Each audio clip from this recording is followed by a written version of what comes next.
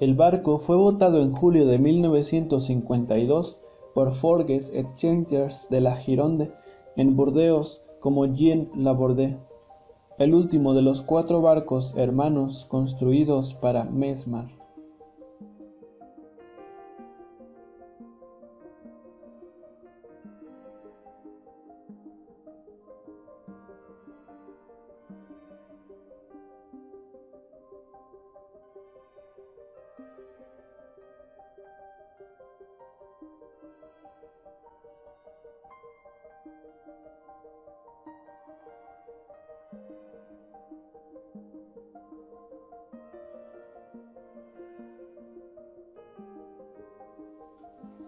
Los barcos Cypre, Oxus y Georges Philippard se utilizaron en el servicio Marcella-Madagascar, Mauricio.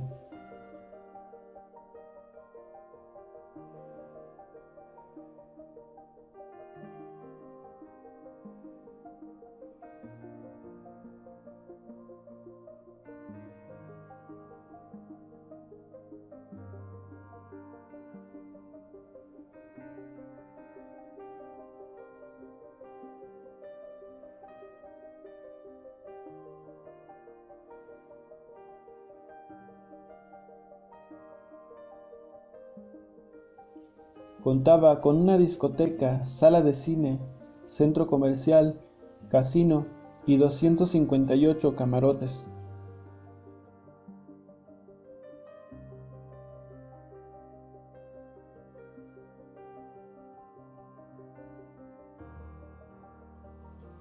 El MTS Océanos pasó por muchos propietarios diferentes y cambios de nombre, tales como Jean Laborde, Mickey Ancona, Princesa del Este, entre otros, hasta que finalmente en 1976 fue adquirida por Epirotic Lines of Greece y registrada bajo el nombre de MTS Océanos.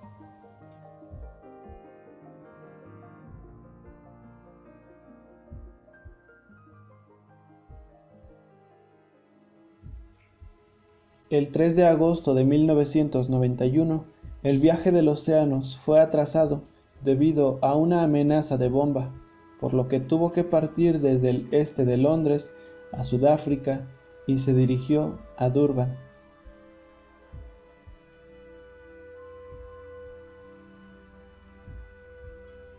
El capitán Giannis Abranas, que había sido oficial durante 20 años y marino durante 30 años, estaba a cargo del barco.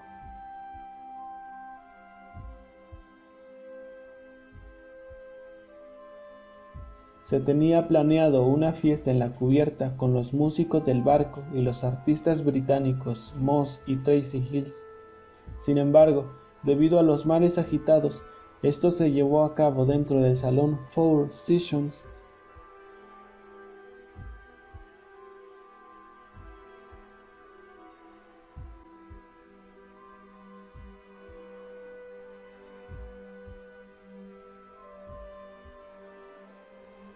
La tormenta empeoró a medida que avanzaba la noche y cuando se sirvió la primera sesión de la cena, los camareros apenas podían llevar las bandejas de comida sin dejar caer algo.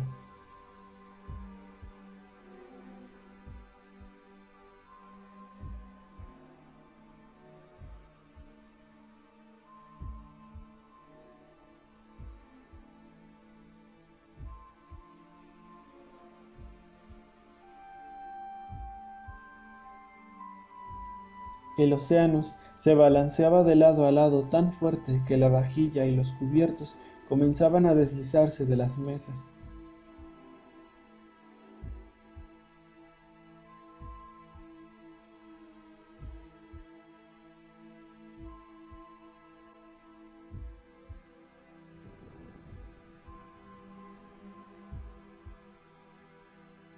Aproximadamente a las 21:30 horas, mientras estaba frente a la costa salvaje de Transkei, se escuchó una explosión amortiguada. El Oceanus perdió su poder después de una fuga en el cofre marino de la sala de máquinas. El jefe de ingenieros informó al capitán Yanis Abranas que el agua estaba entrando al casco e inundando la sala del generador. Los generadores se apagaron porque el aumento de agua podía haber provocado un cortocircuito. El barco quedó a la deriva.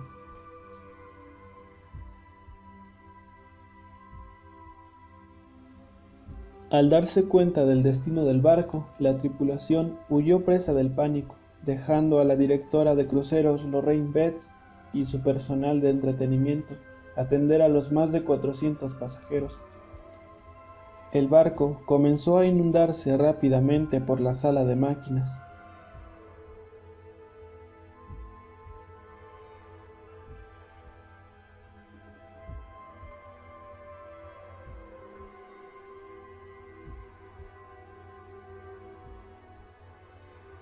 Como no se había dado ninguna alarma o anuncio de que el barco estaba en problemas, varios pasajeros fueron al puente a buscar a la tripulación. Sin embargo, la tripulación había abandonado el barco.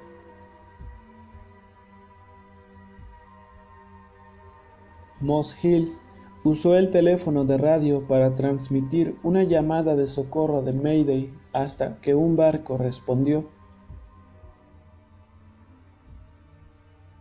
De los 16 helicópteros que acudieron al rescate del barco, 13 eran Pumas de la Fuerza de Defensa Sudafricana, 9 de los cuales sacaron a 225 pasajeros de la cubierta.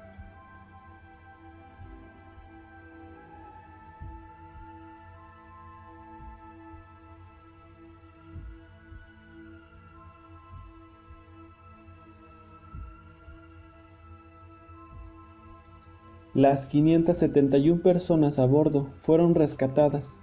Hills organizó la evacuación ordenada de pasajeros y es generalmente reconocido como héroe principal del siniestro.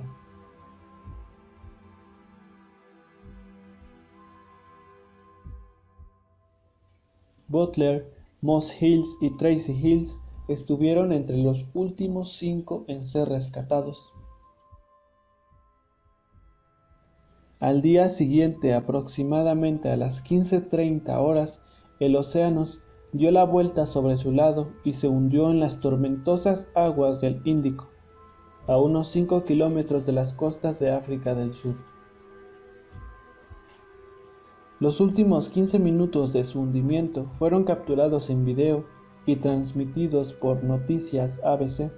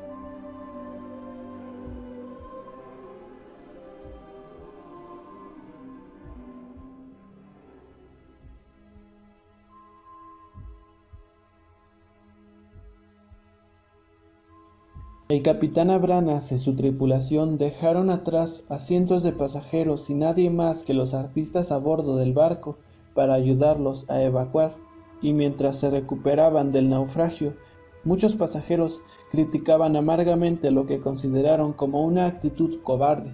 por parte del capitán y otros oficiales de la tripulación.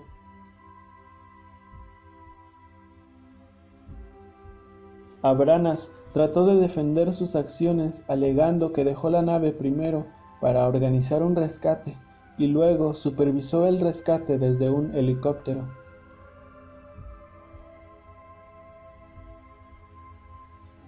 Abranas dijo: «Cuando ordeno abandonar el barco, no importa a qué hora me vaya. El abandono es para todos. Si a algunas personas les gusta quedarse, pueden hacerlo».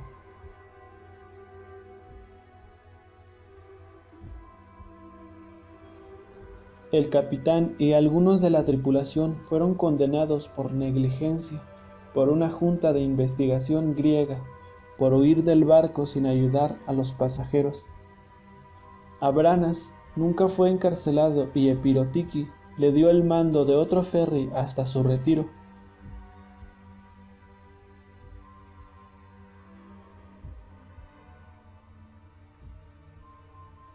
El pecio de los océanos se encuentra a unos 5 kilómetros de la costa de la provincia oriental del Cabo, Sudáfrica. Los buzos lo han visitado, pero las corrientes son fuertes, por lo que el buceo es difícil.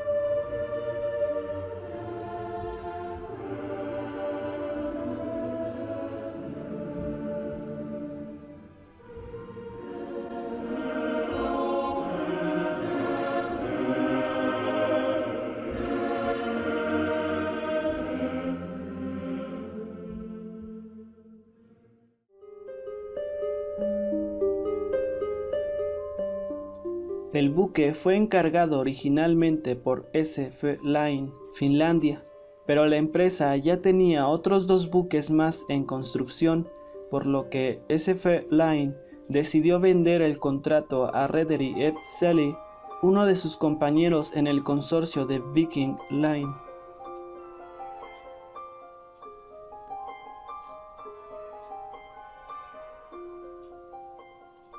Los constructores del buque Meyer Werft de Alemania habían construido un gran número de barcos para varias empresas asociadas a Viking Line durante los años 1970.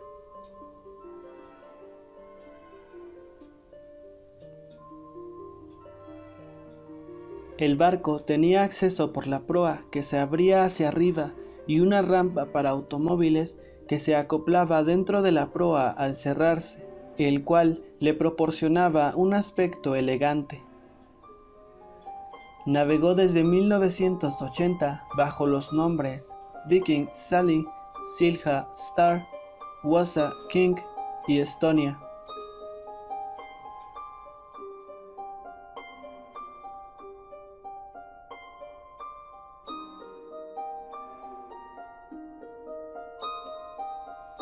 El 29 de julio de 1980, el Viking Sally fue entregado a Rederi F. Sally, Finlandia, y fue puesto en servicio en la ruta entre Turku, Mariehamn y Estocolmo.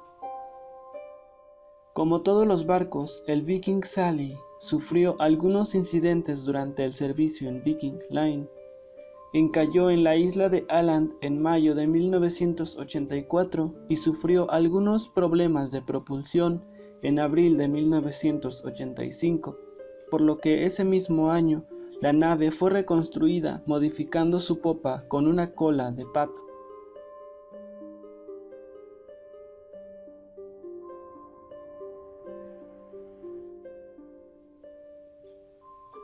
A finales de 1987, EFA y Johnson Line, los dueños de Viking Line, fueron los rivales principales de Silja Line, que compró el barco.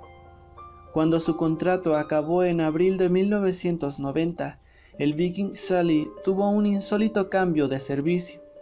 Se pintó con los colores de Silja Line, fue rebautizado como Silja Star y se le adjudicó la misma ruta que había realizado para Viking Line. En 1990, EFA, Johnson Line y Reederey Sally se fusionaron formando F-Young. En la primavera siguiente, el Silja Star comenzó su servicio con la Wasa Line, otra empresa propiedad de F-Young. Su nombre fue cambiado a Wasa King y sirvió en rutas que unen Vasa, Finlandia con Umeå y Sundsvall en Suecia.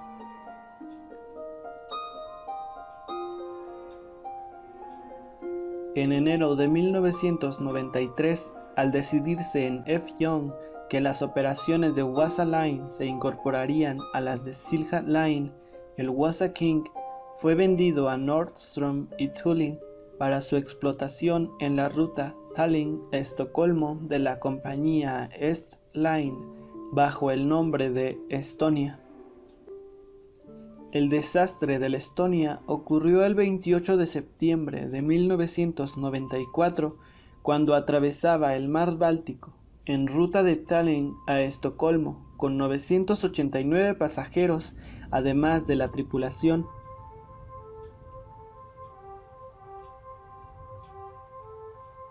El MS Estonia estimaba llegar a Estocolmo aproximadamente a las 9:30.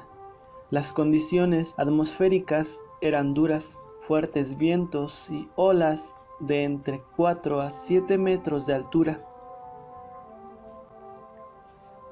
La causa directa del accidente fue un fallo en los cierres del acceso de vehículos de proa, que se rompió ante la presión del oleaje. El agua que inundó la cubierta de coches desestabilizó el barco y comenzó una cadena catastrófica de acontecimientos que hundieron al Estonia.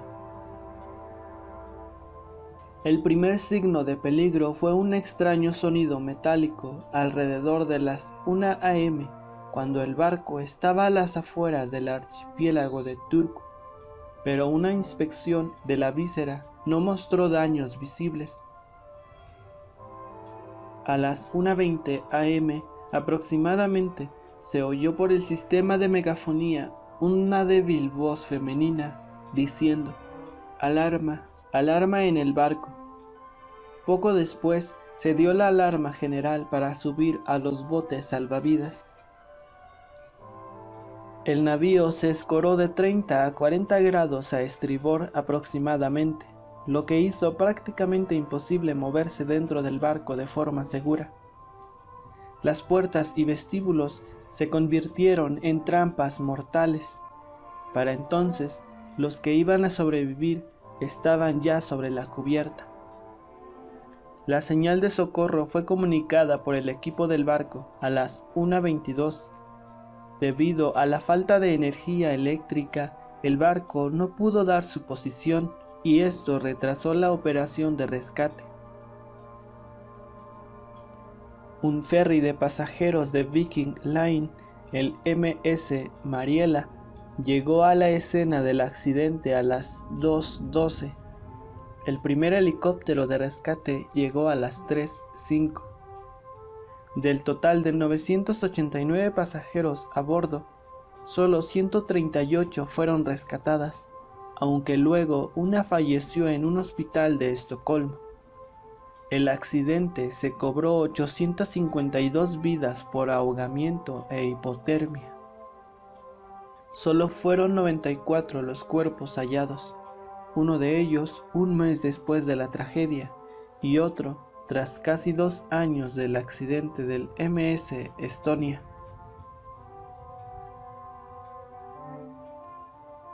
La mayor parte de los fallecidos nunca lograron salir de la nave.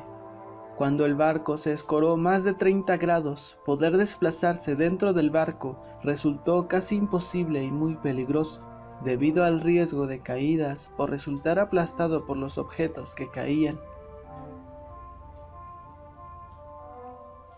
Muchos pasajeros no sabían cómo inflar las balsas salvavidas o utilizar los chalecos salvavidas proporcionados. Era muy difícil abordar las balsas y además se volcaban fácilmente. Las videocintas oficiales del desastre demostraron que las cerraduras en la víscera habían fallado y que la puerta se había separado del resto del navío.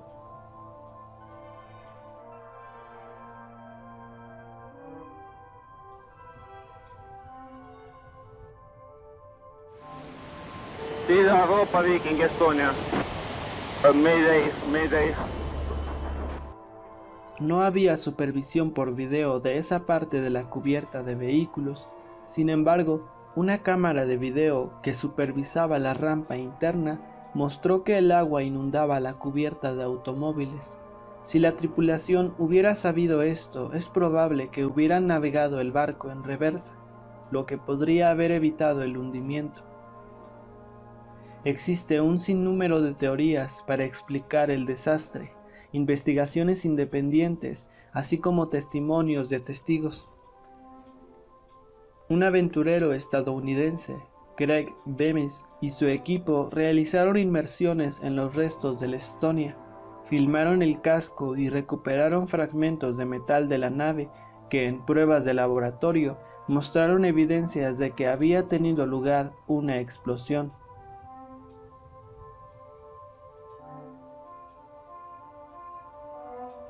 La periodista alemana Jutta Rabe también realizó sus propias investigaciones que dieron lugar a un libro en el que, a su vez, se basó la película de ficción de 2003 Tormenta Báltica, donde se presenta al servicio secreto ruso como responsable del hundimiento, así como los intentos del gobierno sueco por encubrir las causas de la tragedia.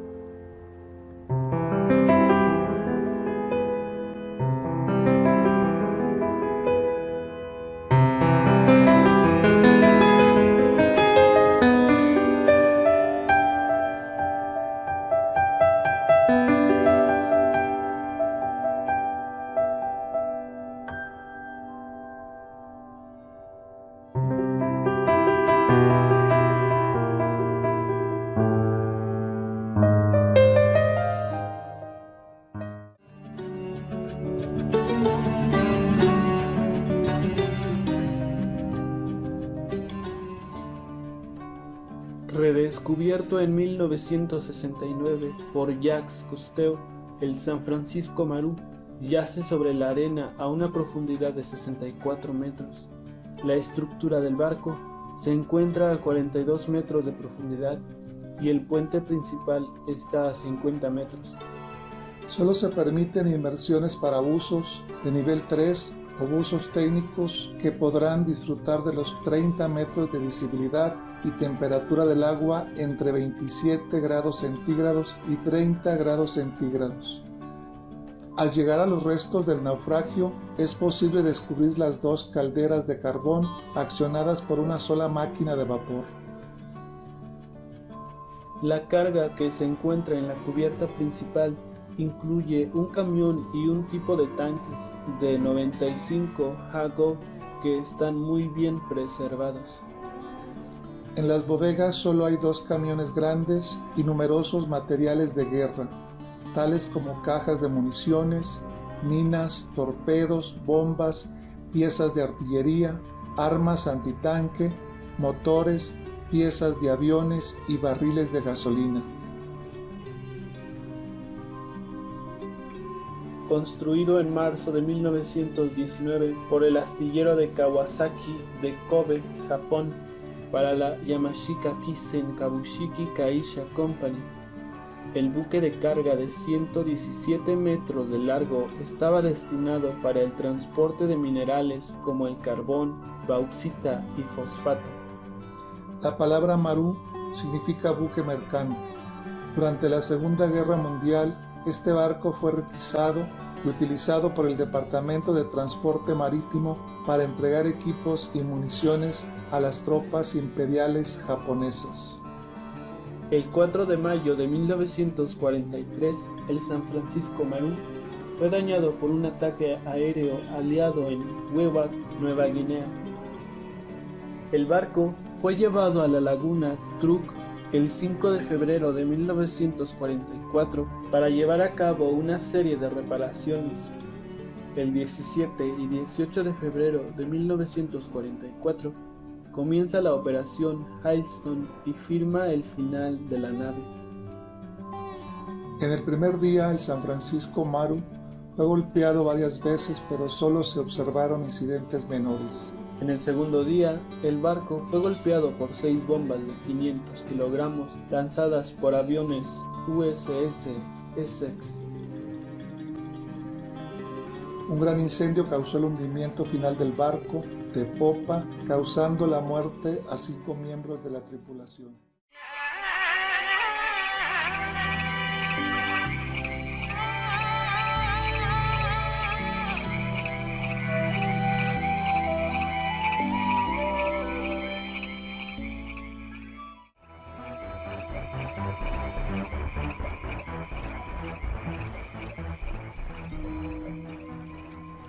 El SS Naronic fue un barco de vapor británico construido por los astilleros de Harland and Wolff en Belfast para la compañía naviera White Star Line.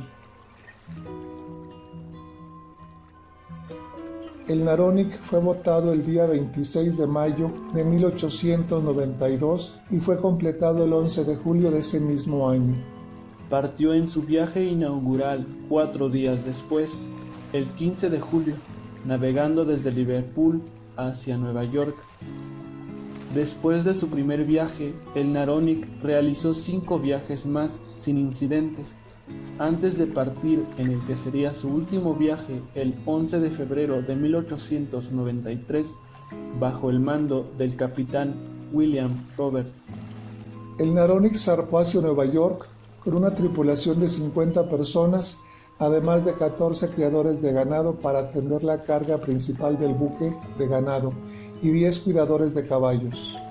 Después de dejar el puerto de Liverpool, paró brevemente en Linus Point, Anglesey, North Wales, para dejar al práctico en tierra antes de dirigirse hacia el oeste en mares bravos.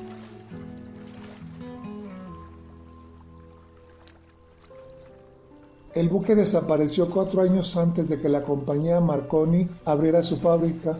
Esta compañía fue la que produjo el sistema del RMS Titanic, por lo que el Naronic no tenía los equipos de telegrafía para enviar señales de socorro. El único conocimiento que se tiene del accidente proviene de 2 fuentes. La primera información proviene del barco británico SS Coventry, que relató haber visto 2 de los botes salvavidas vacíos del Naronic.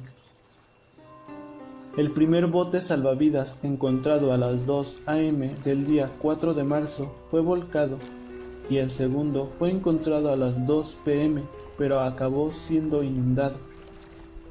El primero de ellos fue encontrado a 19 millas del lugar donde el Titanic en abril de 1912 encontraría un destino similar. La segunda fuente de información son 4 botellas con mensajes dentro, recuperados más tarde, que alegaban haber sido escritos mientras el Naronic se estaba hundiendo.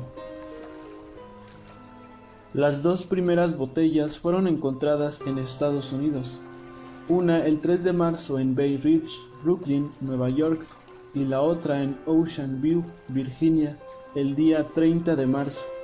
La tercera botella fue encontrada en junio de 1893 en el Canal de Irlanda, y la cuarta fue encontrada el día 18 de septiembre del mismo año en el río Mersey, cerca del punto de partida del buque en el puerto de Liverpool.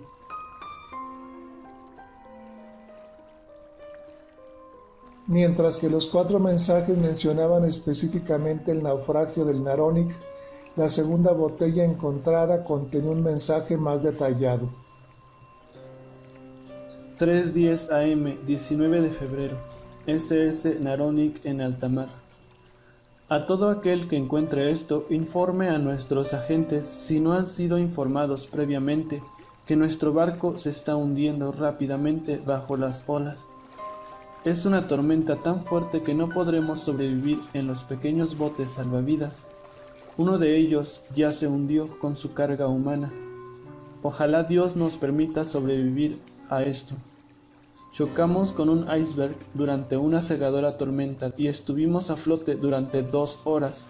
Son las 3:20 am y este gran barco se encuentra al nivel del agua. Informe a los agentes en Broadway, Nueva York. Adiós a todos. Fue firmado por John Olsen, ganadero. Sin embargo, no había nadie con este nombre en la lista de pasajeros del barco.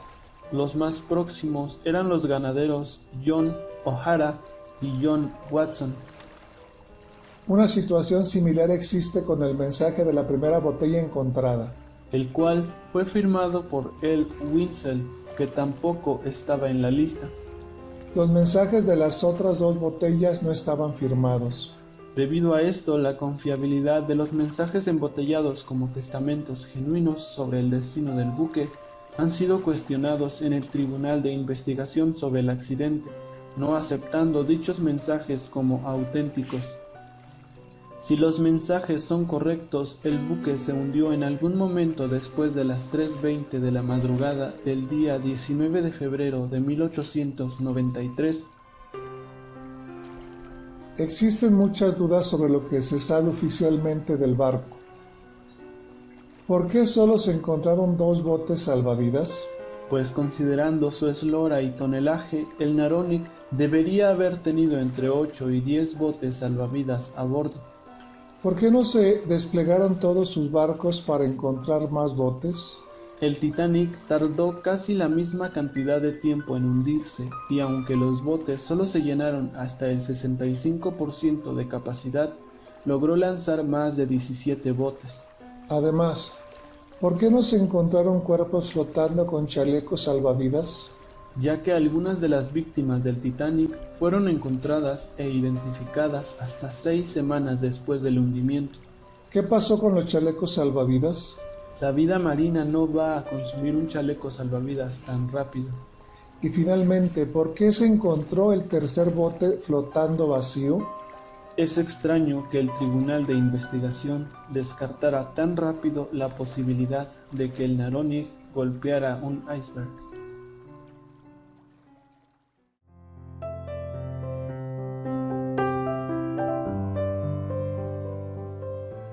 El SS Sultana era un barco de vapor de rueda lateral que explotó el 27 de abril de 1865, convirtiéndose así en el peor desastre marítimo en la historia de los Estados Unidos. Construida en 1863 por John Liderbury Bodyard en Cincinnati para destinarla al comercio de algodón a lo largo del río Mississippi. El barco de vapor registró 1.719 toneladas y normalmente transportaba a 85 miembros de la tripulación y 376 pasajeros. Con mucha frecuencia transportaba tropas. El SS Sultana salió de San Luis el 13 de abril de 1865 con destino a Nueva Orleans, Luisiana, y estaba bajo el mando del capitán James Cass Mason.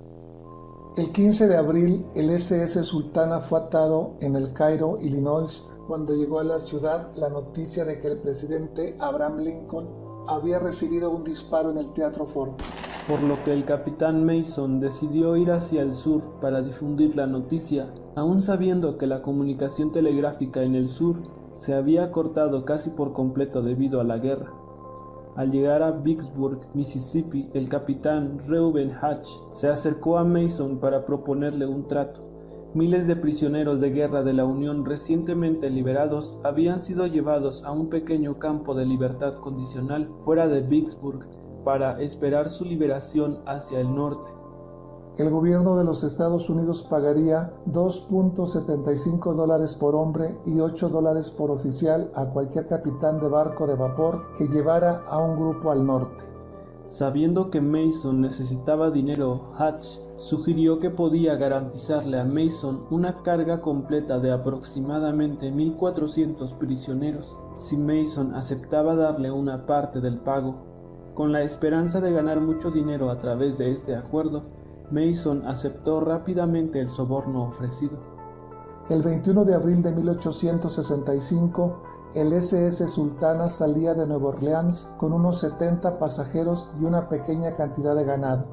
A unas 10 horas del sur de Vicksburg, una de las 4 calderas del SS Sultana produjo una fuga. Bajo presión reducida, el barco de vapor entró en Vicksburg para reparar la caldera y recoger su carga prometida de prisioneros. Mientras que los prisioneros eran traídos del campo de libertad condicional al SS Sultana, un mecánico trabajaba en la caldera con fugas del barco. El mecánico quería cortar y reemplazar una costura rota, pero el capitán Mason sabía que ese trabajo duraría varios días y le costaría su carga de prisioneros. Entonces Mason y su ingeniero jefe Nathan Wintringer convencieron al mecánico para que hiciera reparaciones temporales. En lugar de tomar 2 o 3 días, la reparación temporal solo tomó un día.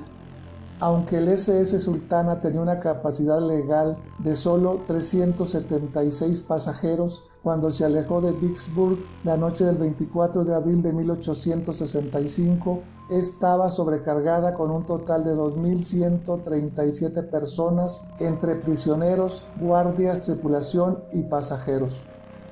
Los hombres fueron acomodados en todos los espacios disponibles y el desbordamiento era tan severo que en algunos lugares las cubiertas comenzaron a crujir y hundirse, por lo que tuvieron que ser sostenidas con pesadas vigas de madera. Aún así, el SS Sultana zarpó de Vicksburg y pasó 2 días viajando río arriba, luchando contra una de las peores inundaciones de primavera en la historia del río. El 26 de abril, el SS Sultana se detuvo en Helena, Arkansas, donde el fotógrafo Thomas Banks tomó una fotografía de la embarcación extremadamente superpoblada. En la madrugada del 27 de abril de 1865, cuando el SS Sultana estaba a solo 7 millas al norte de Memphis, sus calderas explotaron repentinamente.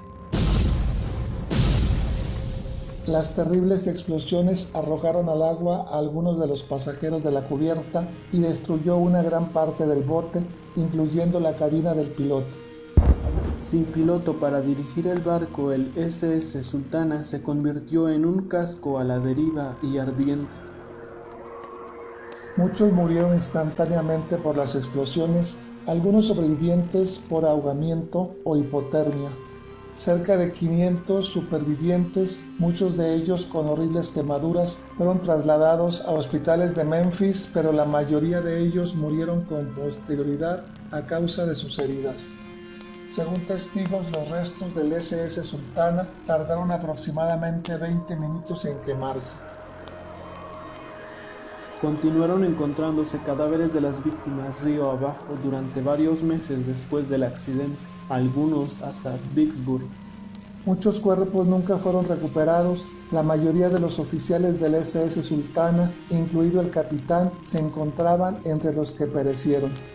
Se desconoce el número exacto de muertes, aunque la evidencia más reciente indica que murieron 1.168 personas. Se desconoce la causa exacta de las explosiones. Una teoría sugiere que la explosión fue el resultado de un acto deliberado de un agente confederado llamado Robert Loudon, que según el periódico Memphis Daily Appel, había colocado un trozo de carbón que contenía una bomba en la pila de carbón frente a las calderas. Aunque oficialmente se determinó que la explosión inicial en el SS Sultana fue el resultado de ejercer demasiada presión al ir contra las fuertes corrientes del río Spring, además de la muy mala reparación provisional que le hicieron al barco.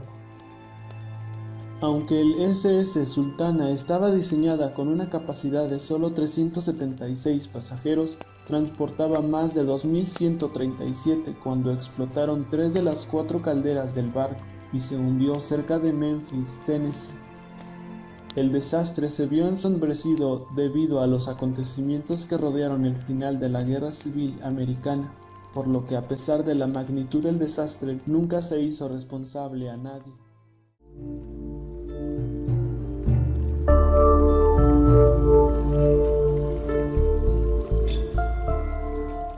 El SS Atlantic era un barco de vapor de la White Star Line que operaba entre Liverpool, Reino Unido y Nueva York, Estados Unidos. El SS Atlantic fue construido por Harland y Wolff en Belfast en 1870 y fue el segundo barco construido para la recién nacida White Star Line. Era propulsado por una máquina de vapor con una potencia de 600 caballos, la cual movía una hélice, teniendo además 4 mástiles destinados a portar las velas. Podía alcanzar una velocidad de 14.5 nudos. El SS Atlantic tenía una chimenea con los colores de la White Star Line, amarillo y negro. El SS Atlantic fue entregado a White Star Line el 3 de junio de 1871 y el 8 de junio de ese año zarpó desde Liverpool hacia Nueva York en su viaje inaugural.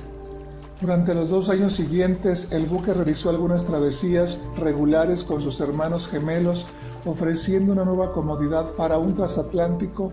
Los pasajeros de primera clase podían disfrutar de camarotes iluminados con unas lámparas de queroseno en lugar de estar iluminadas con simples velas. Además, tenían un suntuoso comedor que disponía de asientos individuales en lugar de los bancos habituales. El SS Atlantic podía transportar 166 pasajeros de primera clase y 1,000 pasajeros con boleto económico. El 20 de marzo de 1873, el SS Atlantic zarpó desde el puerto de Liverpool para realizar su 19º viaje. Hizo escala en Queenstown, Irlanda, y después se dirigió hacia Nueva York con 975 personas a bordo, de las cuales 835 eran pasajeros. El 31 de marzo de 1873, el barco se estaba quedando sin carbón y el capitán James Williams temía que no pudieran llegar a Nueva York, por lo que se desvió a Halifax para repostar. Como nunca había estado en Halifax, el capitán Williams desconocía las fuertes corrientes del Atlántico Occidental causadas por las mareas de 50 pies de la bahía de Fundy. Williams creía que el barco estaba cerca de Halifax cuando en realidad estaba a casi 20 kilómetros al oeste, cerca de la comunidad pesquera de Lower Prospect. En la madrugada del 1 de abril de 1873, mientras el capitán dormía, el SS Atlantic se estrelló a toda velocidad en las costas rocosas, causando la muerte de 562 personas. Los 10 botes salvavidas fueron bajados por la tripulación, pero todos fueron arrastrados y destrozados cuando el barco se llenó rápidamente de agua y se volcó parcialmente. 2 oficiales se lanzaron al agua y tendieron algunas cuerdas desde una roca cercana, permitiendo trepar a los supervivientes. Los pescadores de Lower Prospect llegaron al lugar del naufragio y lanzaron sus botes para rescatar a los sobrevivientes aferrados a la vida en los restos del barco paralizado, mientras otros residentes de las comunidades locales cuidaban a aquellos que ya habían logrado llegar a la costa.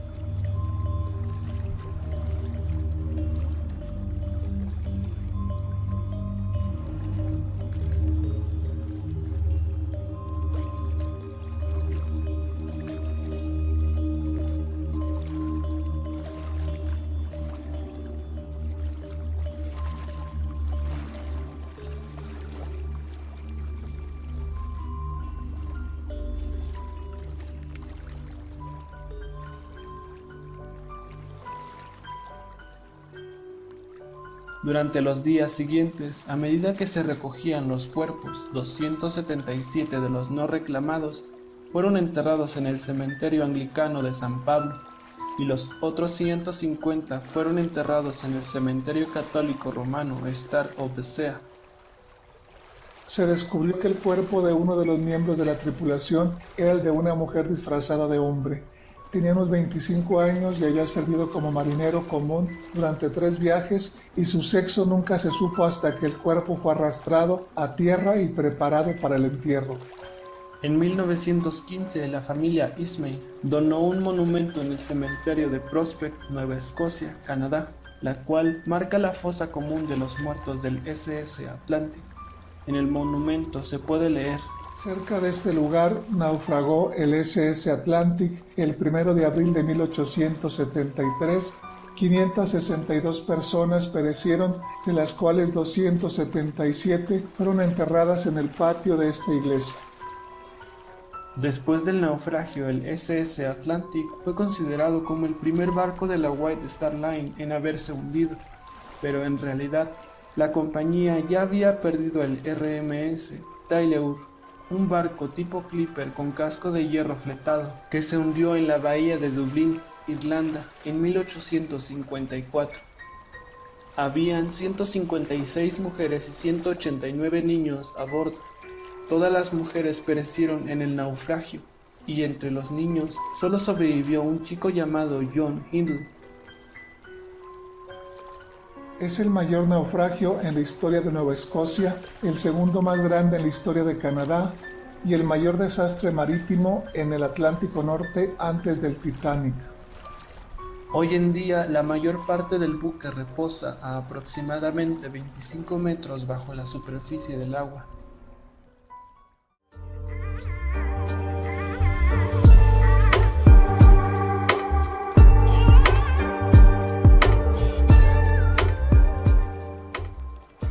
Fue el transatlántico italiano más grande que se haya construido hasta la botadura en 1991 del Costa Clásica.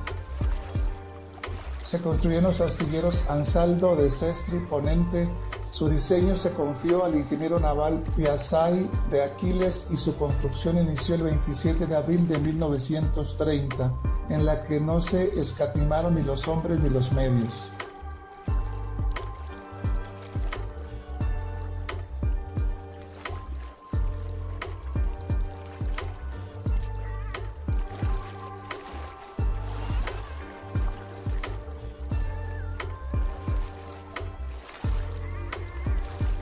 Los estándares de calidad eran muy altos. El SS Rex de 51.062 toneladas brutas se caracterizaba por sus típicas chimeneas bajas pintadas en rojo, blanco y verde. El SS Rex era una mezcla de tradición e innovación. Externamente era elegante, mientras que sus interiores eran conservadores, inspirados en estilos históricos clásicos. El 1 de agosto de 1931 asistieron a su botadura el rey Víctor Manuel III y la reina Elena como madrina.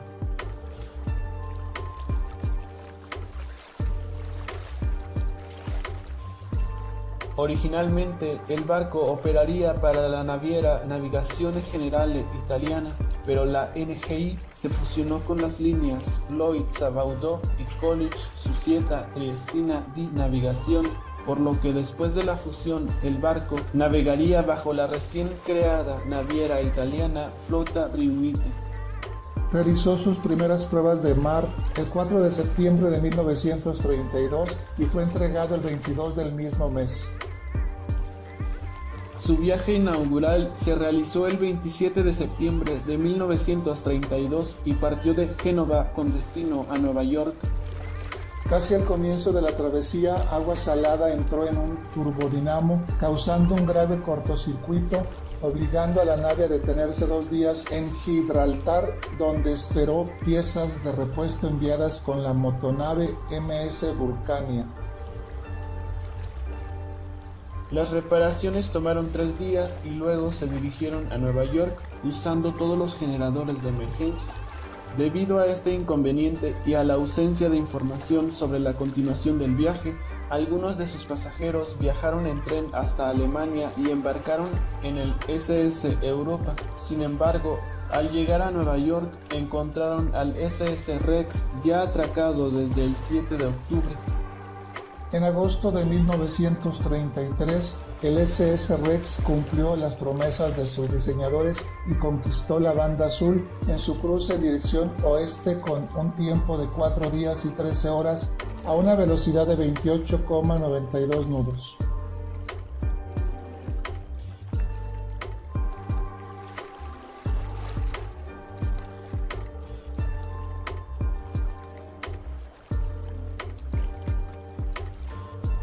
2 años después, este galardón le fue arrebatado por el transatlántico SS Normandy. Con el estallido de la Segunda Guerra Mundial, los transatlánticos británicos, franceses y alemanes cesaron los servicios comerciales. Sin embargo, tanto el SS Rex como su hermano SS Conte de Savoia continuaron sus viajes regulares. En mayo de 1940, el SS Rex llegó a Génova, procedente de Nueva York, en lo que sería su último viaje de línea comercial. El buque permaneció atracado en Génova, pero después de un bombardeo de la ciudad, la línea italiana decidió trasladarlo a Trieste. Tras el armisticio de 1943, cae en manos de los alemanes. El 5 de septiembre de 1944 fue remolcado fuera del puerto y anclado a pocas millas de la costa entre Isola y Koper. El 8 de septiembre de 1944, cerca del puerto de Capodistria, Eslovenia, el SS Rex fue alcanzado por 123 cohetes lanzados por aviones de la RAF británica, lo que provocó que se incendiara de la proa a la popa. Un segundo ataque más tarde ese mismo día provocó que el barco escorara a babor y se hundiera en aguas poco profundas. En 1946, los funcionarios de la línea de barcos de vapor italianos propusieron salvar al SS Rex. Sin embargo, el transatlántico se había hundido en una parte del puerto asignado a Yugoslavia, lo que bloqueó cualquier recuperación. Finalmente, fue desguazado en el sitio a principios de 1947.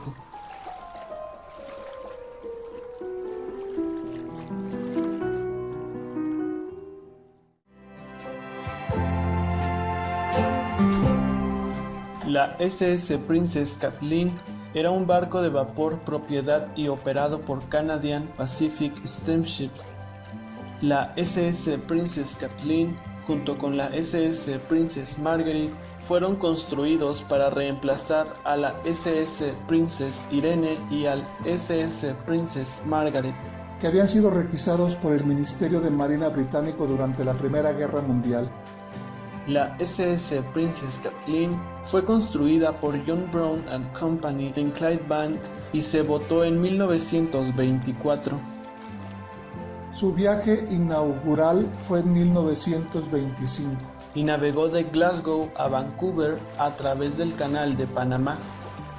Con una capacidad de 1,800 pasajeros, 290 literas, 123 camarotes, un comedor de 168 asientos y la capacidad de transportar 30 automóviles. La SS Princess Kathleen y la SS Princess Margaret se convirtieron rápidamente en los barcos preferidos, compitiendo con éxito contra Black Ball Line. En septiembre de 1939, la SS Princess Kathleen y la SS Princess Margaret fueron requisadas por la Marina Real Canadiense para su uso como buques de tropa. La SS Princess Margaret se perdió en acción frente a Port Said en agosto de 1942 con la pérdida de 49 vidas.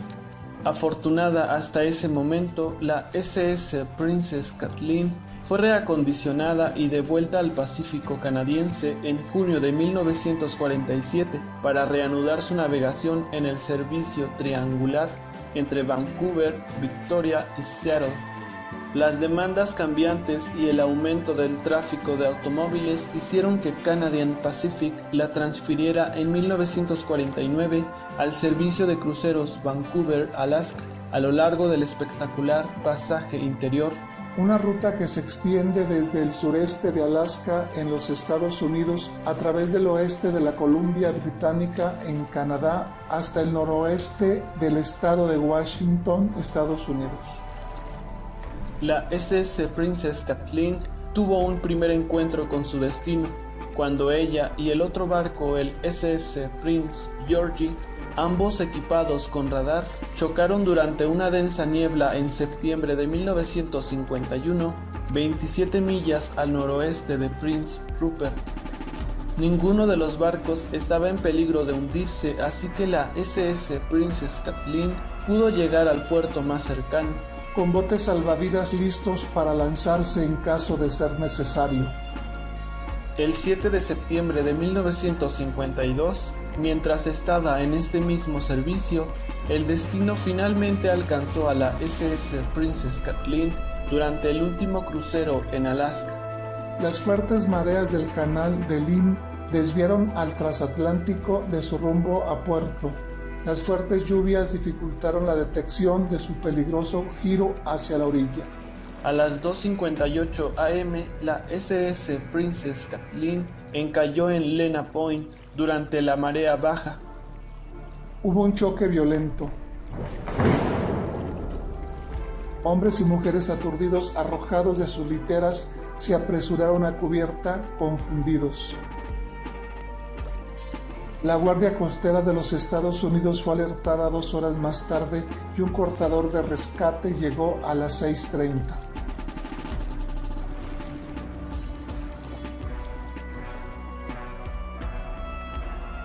La tripulación trató de alejarse de Lena Point, sin embargo, cuando la marea subió, su popa se inundó.